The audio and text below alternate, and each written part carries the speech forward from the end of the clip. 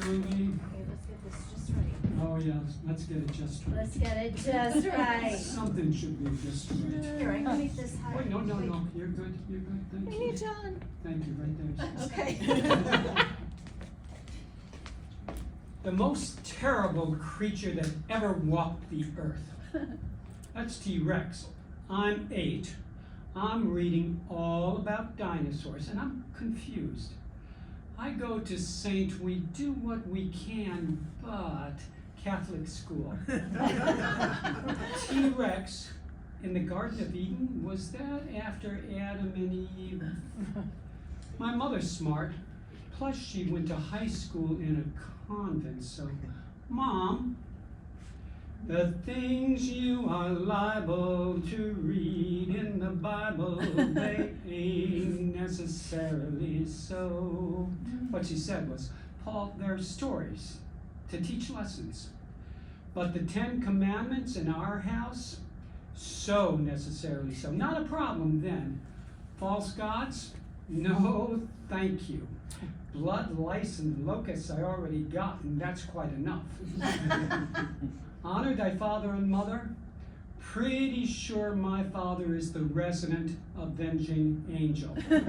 And do not kill, for him strictly discretionary. Covet thy neighbor's wife. That's about sex. I know all about that, hanging out with my 10-year-old brother and his friends. You do what? With what? No, and how is that even possible? But we grow into temptations like hand-me-down stories. At 13, I'm hanging out with a different round crowd, adolescent boys. Oh, you do that with that. Again, my mother is there to guide me. I'm on the phone with my friend, Miscreant Mike. My mother picks up the extension just as I proudly utter the 4-letter word.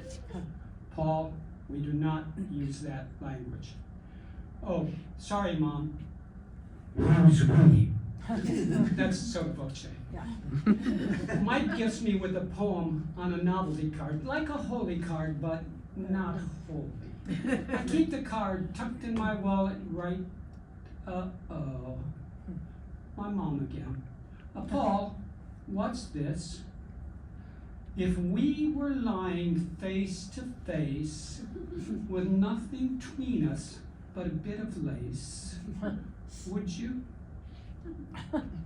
Mom, I believe that's iambic tetramater with a rhetorical coda.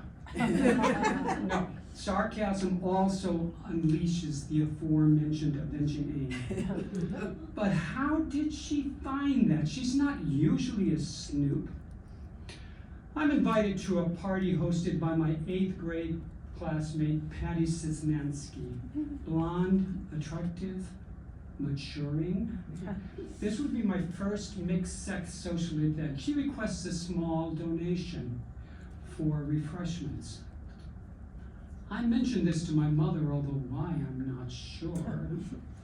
Paul, you'll spend plenty on girls when you start dating. It seems to me that they can provide refreshments for a party. Again, her adamant response surprises me. I don't go to the party, and Patty begins dating Miscreant Mike. My mother gains a formidable ally in her campaign to protect my chastity when I attend Saint, don't even think about it, Catholic high school.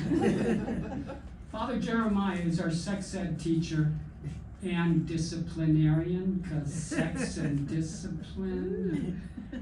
Father Jeremiah, can you? No. Well, what about no, and if you keep doing that, you will go blind? To which some classroom wag responds, well, I'm really going to do it till I need classes. Jeremiah warns us that sexual pleasure of any kind before marriage is a joyride, straight into the fires of hell. With this double assault on my libido, I feel like T-Rex on Noah's Ark. When dating, ravenous, but sworn to a vegetarian diet under threat of being incinerated by a flaming meteor. I eventually recover from my adolescent angst under the tender ministrations of another wrong crowd, unconflicted young ladies. But why all the sex and damnation drama? Father Jeremiah, I get, he's just preaching company dogma. But my mother is typically not intrusive. She is also not a prude. Up late studying at night, I might hear my parents practicing Vatican roulette. A lot and operatically. And not well. I have 12 brothers and sisters. But just this year, I heard a rumor.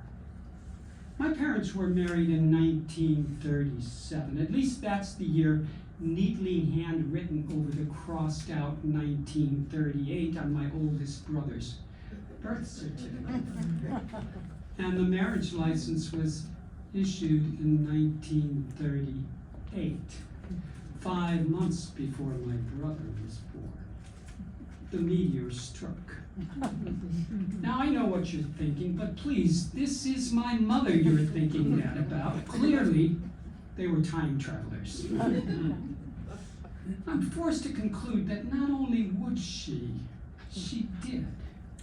I can only imagine how difficult an unplanned pregnancy was for a very Catholic 18-year-old farm girl.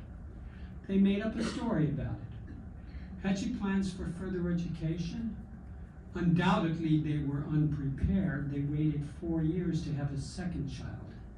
She was apparently hell-bent on making sure I didn't make the same choice. So it seems, what dear mother teaches and Jeremiah preaches, they ain't necessarily